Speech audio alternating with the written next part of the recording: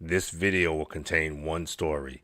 I will leave a link in the description if you would like to read the comments on this story. Also, most of the videos on my channel will have closed caption, so if you prefer, you can follow along that way. Please feel free to leave a comment. As always, thank you for listening and watching. My wife, 29, and I, 29 male, have been together for 11 years, and for the past 2 years, she has hidden from me a dissatisfaction and sadness in our marriage that is only felt by her. For a reason neither of us can figure out, she did not feel safe enough to tell me this early on, and where it has led is her seeking emotional comfort from other people. We're both bi and have always been pretty relaxed when it comes to involving other people in our sex lives. But we both agreed a long time ago our emotional dedication and loyalty remain to each other above all else. Well, about a year ago, she became very close friends with a coworker, someone who directly reports to her. They work together, so I thought nothing of it. I'm close to many of my coworkers simply because we spend so much time together, right? She has helped see this coworker of hers through divorcing her husband in this time also, and my wife, bless her, will always try to be as tender and emotionally available as possible to those in need. One thing led to another, and before long, she was spending more time with this person than with me. The last straw was her planning an all-inclusive mountain cabin trip with just the two of them. It was a romantic getaway with a hot tub and everything. She finally admitted to everything about a week ago. She's admitted she's confused and feels guilty but can't ignore her feelings for this other person. She said she feels taken advantage of and that I don't pull my weight emotionally. But truly, I have been pulling the same weight for more than a decade. So what caused the change of heart? She needed time to think. And so in my anger and feelings of betrayal, I moved back in with my parents. Hours away from our little two-bedroom apartment downtown. I'm trying to work through my own stuff and figure out what it is I'm not providing that this woman has. We've agreed to see each other again in a month. What do I do? My heart has so much hope and desire for us to work out our problems and grow from this, but my brain is telling me that logically she's already made her decision. I am very much a fatalist, so I will never be the one to control another person. If this is an attraction so strong it can override 11 years of shared history, then I can't deny her that as much as it breaks me. All I've been able to do is write her letters every week or so, basically checking in and letting her know I'm okay. She's my whole world and she knows it. I feel really hopeless right now, and I guess I just need to hear from anyone out there who's been through something similar. First, you are not to blame for the infidelity here. She chose to do this and not come to you about any issues in your marriage. Secondly, the other person, she was married too. No, she knew your wife was married also. So that in itself shows you what sort of person they are in their character. Plus, coworker, pardon the pun, you didn't crap where you eat. Don't compare yourself here. You are more worthy. I will get all your ducks in a row, consult an attorney, even file for divorce ASAP. You can always stop it. You need the upper hand here. The filing might just give her the smack she needs out of the affair fog. Google it. The reality of two people who have cheated to be together and decide to have a relationship after breaking their original marriage's partnership up is dismal. In real life, it's hard, the bills, the jobs, and everything else come into play. It isn't as shiny and new. I would stop writing her and any communication with her. If you want reconciliation, she has to be the one who requests it, and then you will have to close the marriage until it is recovered. She will have to be an open book to you in order for her to be trusted again. She will also have to, on her own, go into therapy to figure out why she let this relationship happen. Well said. She places more importance on her girlfriend than you.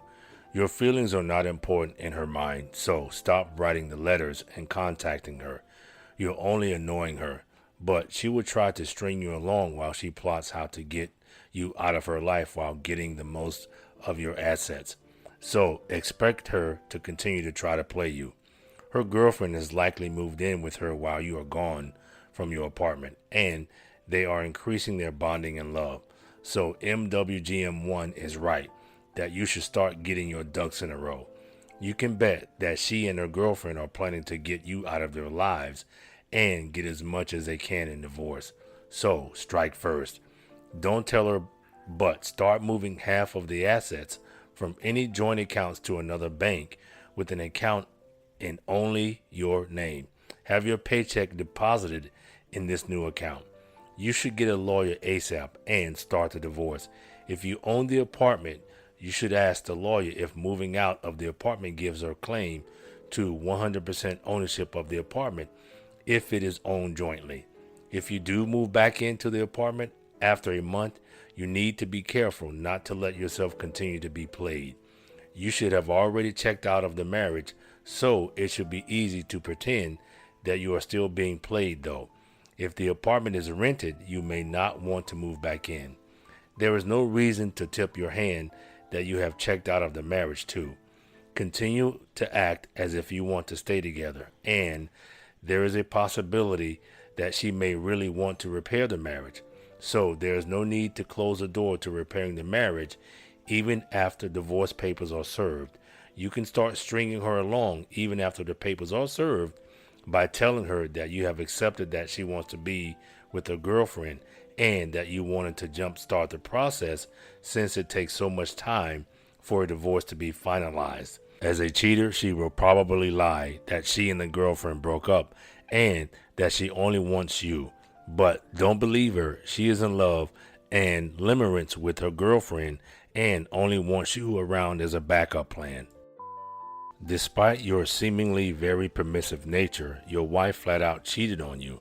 She lied and probably gaslighted you along the way. She shifted blame to the point that your wife betrayed you and you're asking yourself what you did to cause it. Yes, self-reflection is good, but cheating on you was a result of hundreds of conscious decisions on her part to put her own desires ahead of you or your relationship. Now, she has you moving back in with your parents while she tries the other girl out with you as her backup plan.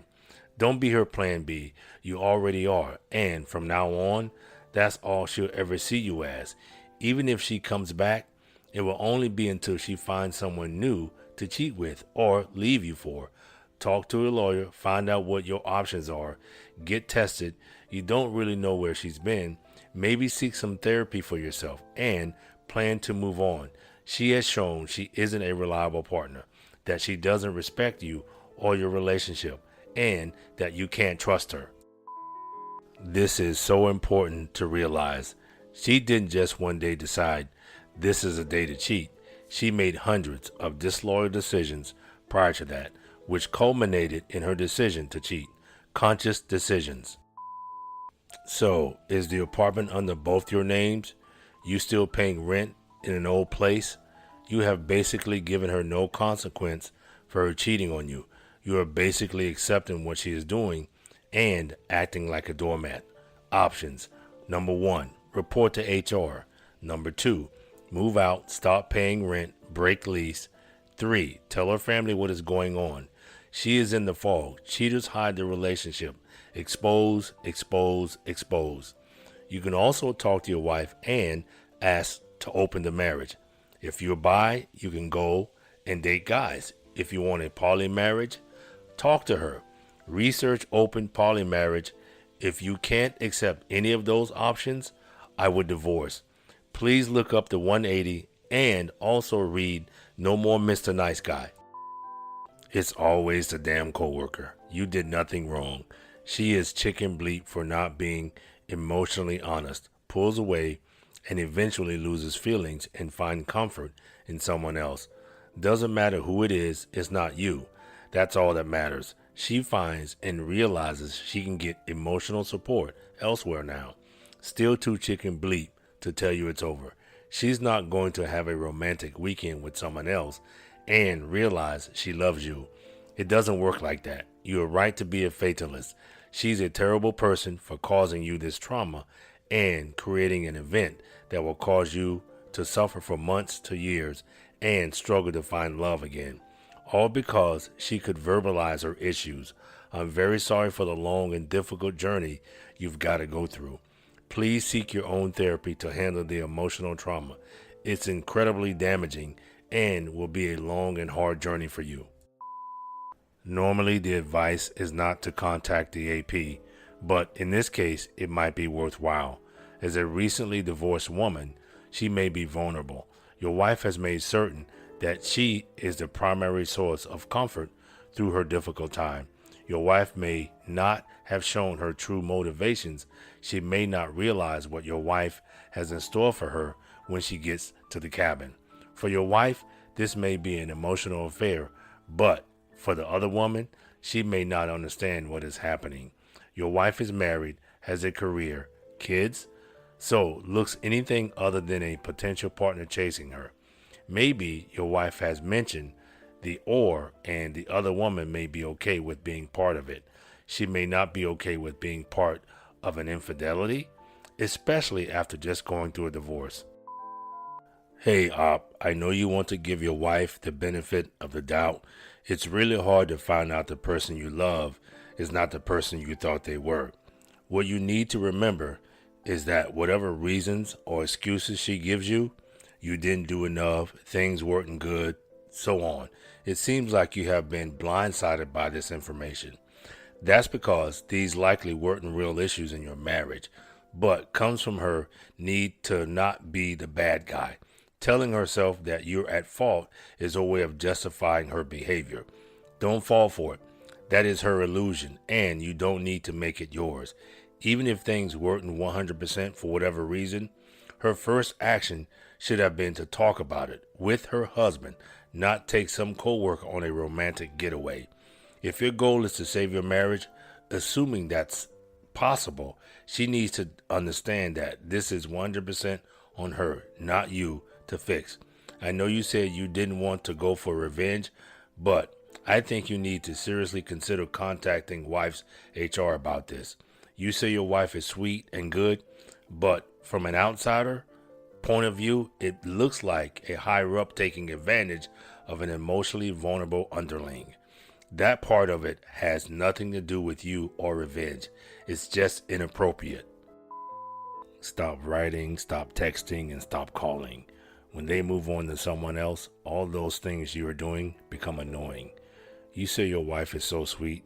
She helped her coworker through her divorce with her husband, but now your wife has destroyed your marriage and you. So, where's the sweet woman? Put all her complaining about you into words. You're crap. This coworker destroyed her marriage, now yours. Where is your supporting wife? Oh, she abandoned you. Why have a wife that has not been communicating with you? That is supposed to be why you two were together. Do you love her or are you codependent? She just disrespected your marriage. She needs to come to you, begging and apologizing. If she doesn't, then you will have your answer. Do not give her any money. Cut everything off, accounts and credit cards in your name. Up to you if you choose to divorce. Stop letting her control everything, including you. P.S. You are not her whole world. Stop fantasizing. She tells you that she said she feels taken advantage of after she cheated and lied to you for nearly a year. She took her emotions away from you, gave them to another person, and now holds it against you that you are not emotionally available for her. She never allowed your emotions to reach her since she left the marriage for another woman. She lied and she cheated.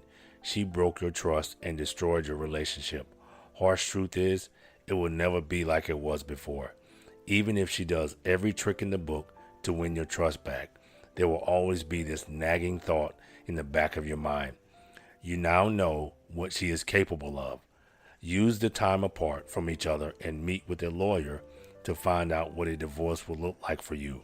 Remember, she is right now probably having the time of her life with the other woman. In addition, go to a doctor and get tested. Better safe than sorry.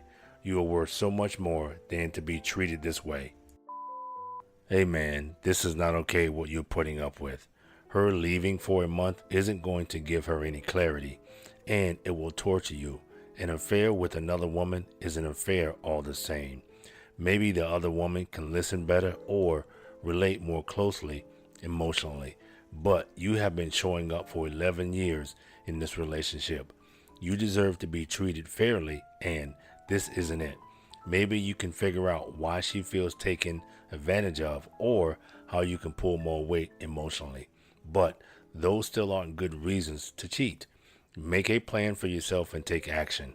Good luck, my friend. You deserve more than this. You're doing everything wrong. Everything. You're practically rewarding her, and you're letting her blame shift. Everything she is doing is straight out of the cheater's handbook, and everything she's saying is straight from the cheater's script. This crap always follows the same nauseating pattern. She's rewriting the history of the marriage, and it should piss you off. You need to expose, and you need to serve real consequences. The cold splash of water in her face will wake her up. Filing for divorce, informing both your friends and family, and reporting it to HR is the best thing you can do for yourself and your marriage. And get off Reddit. The Just Found Out forum on survivinginfidelity.com is where you need to be.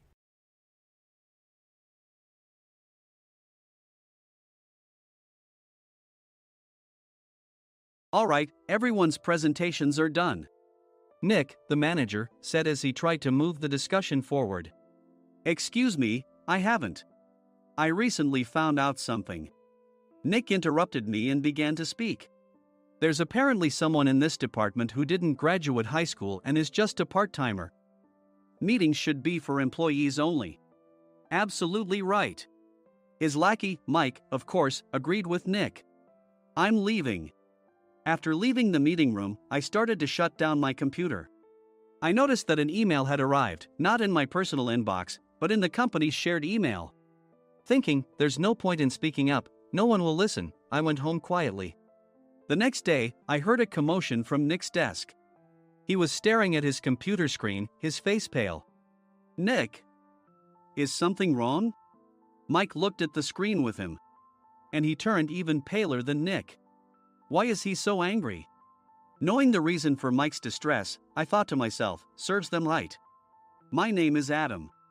My mother passed away when I was in the 9th grade, and I was raised by my father. Well, you could hardly call it being raised. After my mother passed, my father changed. He drowned his sorrows in alcohol, and though he still went to work, he squandered our living expenses on horse racing. Because of that, I had to start working part-time as soon as I entered high school. Every month, I went to the convenience store with bills in hand that couldn't be auto-deducted from my father's account. Even though I endured it because I didn't want to be alone, I reached my limit in my second year of high school and dropped out. I found a live-in job at a distant inn. Thank you for everything.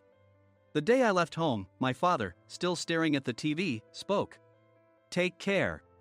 That was our last conversation. Back then, 18 wasn't the age of majority, so I needed my father's permission to work, and I couldn't hide my place of employment. Yet, my father never visited me even once. I kept working just to survive, and before I knew it, I was 42. Years of hard work paid off, and I was transferred to the headquarters.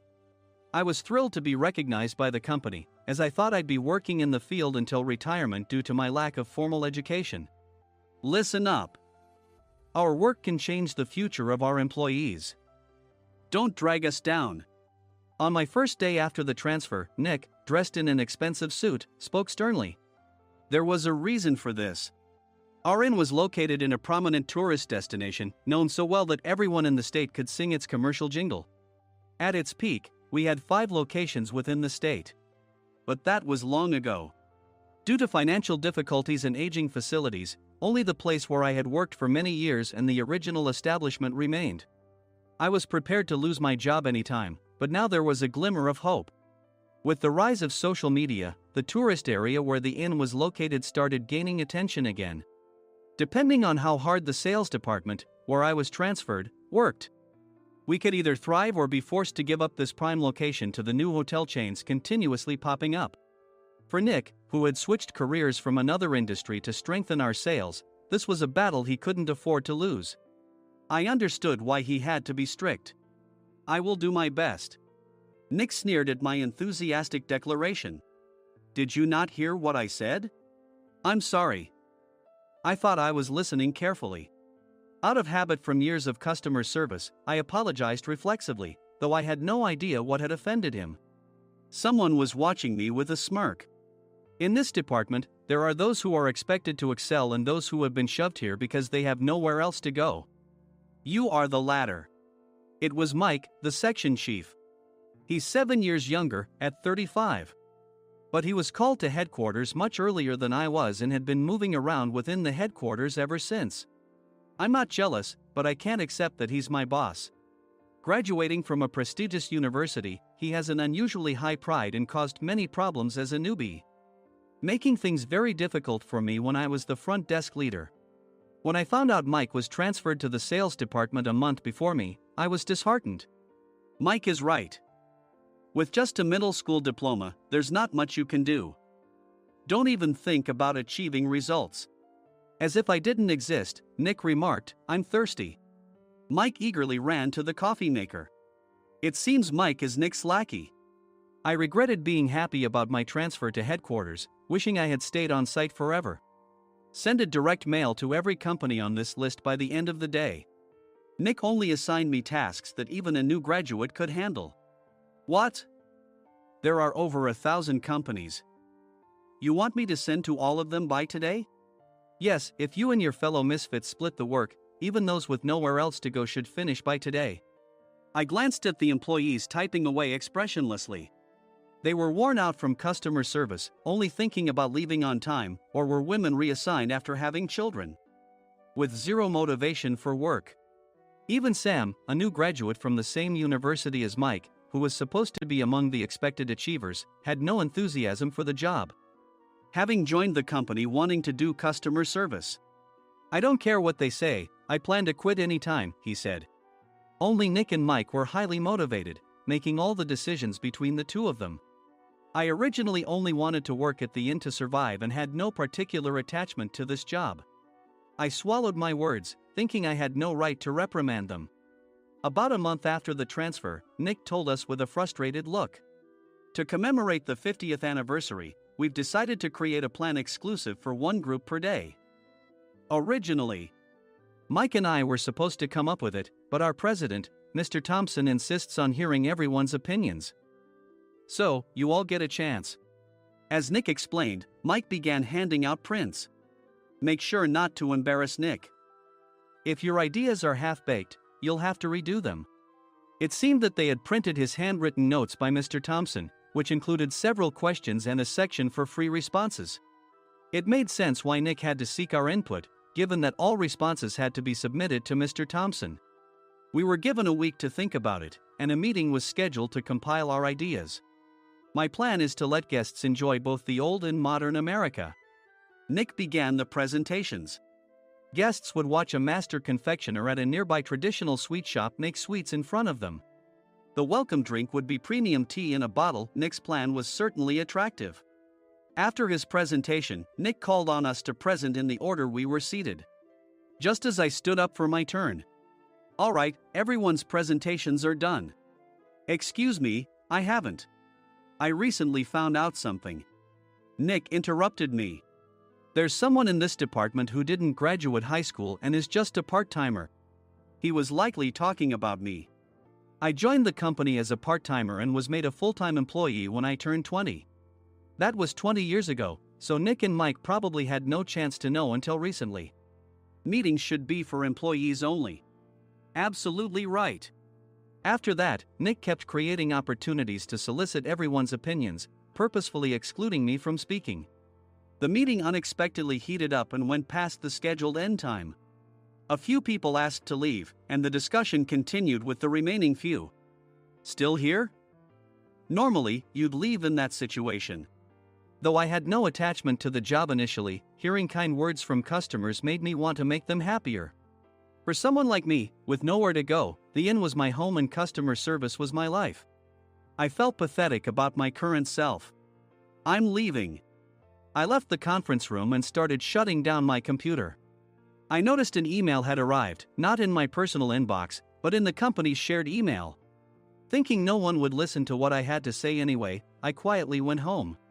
The next day, while preparing the DM as instructed, I heard a commotion from Nick's desk.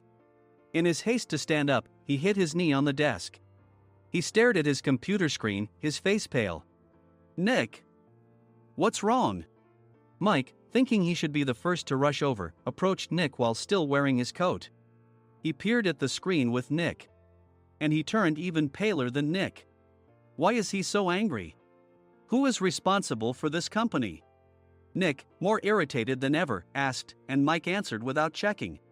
Probably Sam. Sam wasn't there because he was attending a morning training session for new hires. Nick gave up on getting angry and returned his gaze to the screen. They were looking at an email that arrived right after the end of the working day yesterday. Apparently, no one, including me, had checked it before leaving. The email was from a large company that used us for their annual employee trips. The president and executives of that company also frequently used our services personally. President of the company, Mr. Mason himself, had declared that neither he nor his company would ever use our services again. Well, some companies cancel their employee trips or stop using our services due to financial struggles. Let's just move on. Mike kept wiping the sweat from his forehead with a handkerchief. Knowing why Mike was so agitated, I quietly watched their interaction. Do you know how much revenue we get from that company? We can find other guests to fill the rooms, but we'll lose the banquet costs, gift shop revenue, rental car fees, and more. Moreover, the gifts were supposed to be prepared by the traditional confectionery shop involved in Nick's proposed plan. If it's known that we incurred such a huge loss at this critical time, Nick's position in the company would be jeopardized. Nick took a deep breath, seemingly trying to calm himself. All right, Mike. Go to New York right now and apologize to Mr. Mason. What? You're coming with me, right? I have urgent work to do. I trust you, which is why I'm entrusting this to you. Please. Mike, believing Nick's sincerity, agreed with a determined look on his face, saying, yes. That's Nick for you. Even if Mike went to apologize, Nick would shift all the blame onto him if the client didn't change their mind. Well, it was Mike's fault to begin with, so it served him right. About 3 hours later, Sam answered a call from somewhere and repeatedly apologized, saying, I'm very sorry. Everyone watched to see what was happening. After ending the call, he informed Nick with a weary tone. When Mike arrived at the client's company, he only made things worse, further infuriating Mr. Mason. He was demanding, get his boss here immediately. It was no wonder Sam was exhausted, dealing with such a call right after returning from training. What is that idiot doing? All right, Adam, you're coming with me. If sacrificing Mike didn't work, then I must be next. Normally, I'd want to refuse at all costs, but I saw an opportunity in this situation. If I can be of assistance, I'd be happy to join you. I obediently followed Nick, and we flew to New York. When we introduced ourselves at the reception, it became clear how serious the situation was, as the receptionist personally escorted us to the president's office. Angry voices leaked through the door, making both Nick and me uneasy. Excuse me. I'm Nick, the supervisor. I understand my subordinate has caused you trouble, and I deeply apologize. Nick, with his experience in the corporate world, knew enough to offer an apology before excuses. However, his customer service skills left much to be desired. I sighed as I saw Mike trembling like a small dog in the corner of the room. What kind of training are you giving your subordinates? Mr. Mason glared at Nick with a red face. The intensity of his gaze made even Nick take a step back. Regrettably, I joined this company only 2 years ago and was unaware of Mike's issues. I should have identified his shortcomings sooner. Indeed. I should have realized sooner. No sensible person would come to apologize and then give a lengthy presentation on the drawbacks of not using their in. Nick froze, his mouth slightly open. Suspecting the worst, I picked up the documents that had fallen to the floor. It seemed Mike hastily prepared these documents on the plane, listing the disadvantages. Disadvantage 1: if you change the venue for the company trip, employees might suspect it's for cost-cutting reasons, leading to a negative impression. Reading it aloud half-jokingly, Nick snatched the papers from my hand and checked the contents with a furious expression. Among the stack of documents was a receipt from a nearby convenience store's copy machine. I felt a pang of dread, hoping he hadn't shown the receipt as well. What do you think he said when I asked what kind of nerve he had to do this? I'm very sorry. Faced with the dire situation, Nick must have thought there was nothing left to do but apologize. In a voice smaller than I'd ever heard from him, he uttered words of apology. He said, "I'm a Harvard graduate. I don't believe I said anything wrong." Mike! What have you done? Forgetting his plan to pin the blame on Mike, Nick yelled loudly, even in front of Mr. Mason. "I didn't do anything wrong." "You're still saying that? Look at him." Mike pointed at me with a shaking hand. "I was assigned to headquarters in my 20s and now I'm a section chief. This guy only made it to headquarters at 42. Everything I've done proves I was right. So why are we losing the contract?" Having said his piece, Mike collapsed to the floor. "Of course. You were sent there because you had nowhere else to go." Mike never expected to hear such words from someone he looked down upon. He lunged at me, and Nick hurriedly stepped in to stop him. "Mr. Thompson told me Mike is a quick thinker, and to take good care of him." There's no way he was pushed aside. "Don't make things worse here. He didn't say quick thinker, he said only quick-witted, didn't he?" I don't remember that part." I recalled the many troubles Mike caused when he was a newbie. When Mike was on the front line, his pride was so high that he never apologized to customers. Customer service, especially in our job, doesn't work alone.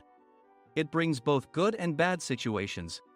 If the front staff or housekeepers made mistakes, or the cleaning company didn't properly clean a room, one had to apologize to the customers regardless of personal fault. Mike, in such situations, would never apologize, insisting he wasn't at fault. This often angered customers, and as the front desk leader, I frequently had to apologize on his behalf. He caused complaints and disrupted operations, which is why he was quickly moved to headquarters. In departments where he didn't interact directly with customers, his quick thinking was beneficial and things went well. But it seemed his flaws were starting to show. Corporate reservations are supposed to be entered into the system by the sales representative. But a quick check yesterday revealed that more than 10 items were missing from the client's reservation. The handover document clearly stated what needed to be prepared. Why didn't you enter it into the system? Why do we have to give them special treatment? Filling rooms near the banquet hall, setting up all the food in advance. Specifying the brand of wine, they're too demanding. No wonder he always angered customers, I thought, feeling a headache coming on. Grouping them in rooms near the banquet hall is for our benefit too. It makes it easier for the staff to set up beds and serve breakfast since everyone's schedule is synchronized. As for the other requests, Mr. Mason suggested them to lighten our load. I didn't know that. Nick finally seemed to realize that Mike was the one who had angered the client. What did you say to them? I just told them we wouldn't give them special treatment anymore. We shouldn't waste effort on things that don't bring in money. I was utterly exasperated at his lack of understanding of customer service. Of course, we shouldn't comply with unreasonable demands. But carrying over successful practices from past stays makes customers feel remembered and enhances their experience. Good memories encourage repeat visits. That's part of our job. I looked down at Mike, who was sitting on the floor. In our job, nothing is a waste. Mr. Thompson likely moved you to the sales department, hoping you'd finally understand this. How do you think he feels now that you failed to meet his expectations? Mike, tears in his eyes, fled the president's office. I was amazed he still hadn't apologized. You have it tough, Adam. It's okay, we're all employees of the same company. I deeply apologize for this disrespectful incident. Especially after all the care you've shown us. If it weren't for you, Adam, I really would have stopped staying here. When I heard you were moving to the sales department, I was willing to reconsider if you handled it. Seeing us talk so amicably, Nick's face contorted. Do you two know each other? Adam's service is excellent. I always requested him specifically. Normally, we don't accept specific staff requests, but we made an exception for Mr. Mason, adjusting my shifts accordingly. He had personally stayed at our hotel just before my transfer, and during casual conversation, I mentioned, "I'm moving to the sales department soon." If I hadn't told him then, things could have been much worse. Please continue to take care of us. I look forward to it. On the return flight, Nick awkwardly offered me a can of beer. It's still working hours. Of course, I had no intention of forgiving him for a single beer. Nick might try to pin everything on Mike and avoid any consequences. While pondering this, a startling fact came to light. "Nick, the tea bottles for the plan have arrived." I handed Nick a bottle labeled with our inn's name. "They look good." "What are you talking about?" "These are plastic bottles. I had assumed we would use the trendy, high-end bottling tea. But what arrived were ordinary plastic bottles of tea with customized labels. The only unique aspect was the label, which had the inn's name, making it look customized. Upon further investigation, I discovered that a substantial amount of money was set to be paid to the tea company. It was priced like bottling tea. Does this plastic bottle really cost $100 each? The tea inside is specially blended for us. The extra cost is for that. Wouldn't it be better to use another tea company? Or is there a specific reason we must use this one?" As Nick continued to make excuses, I showed him a printed email. I informed the tea company's president, Mr. Mitchell, that we discovered irregular payments and he confessed. He said you two were high school classmates and planned to split the extra money. That idiot. Why did he confess? That's not important. You should worry about yourself, this could turn into a police matter. Opening the bottle cap, I suggested. How about calming down with this tea? It supposedly has a relaxing effect. Nick drank the tea frantically. In the following days, decisions were made about their fates. Mike was reassigned to the General Affairs Department, with no chance of transfer or promotion, as per Mr. Thompson's orders. As for Nick, since the payment to the tea company hadn't yet been made, he narrowly avoided legal trouble. Instead, he was encouraged to leave the company, and to avoid further complications, Nick submitted his resignation. Rumor has it that connections between HR departments have made it difficult for him to find new employment. Even though it was good to have those two gone, something unexpected happened in the sales department. Everyone became motivated and united in refining the 50th anniversary plan. In the end, my plan was adopted. We collaborated with the Tourist Information Center to provide personalized guides. The plan, tailored to the number of guests, was truly special for the 50th anniversary. "Hey, is Adam's family coming to stay?" I immediately booked that special plan for my family. Sam noticed it on the reservation list and quickly picked up on it. "Yes, I'm inviting my father." "That's great. I might invite my parents too." I lacked the courage to face my father just as Adam. But here, with the confidence Mr. Mason praised, I felt ready. The 50th anniversary plan was a perfect opportunity to reconnect with my father.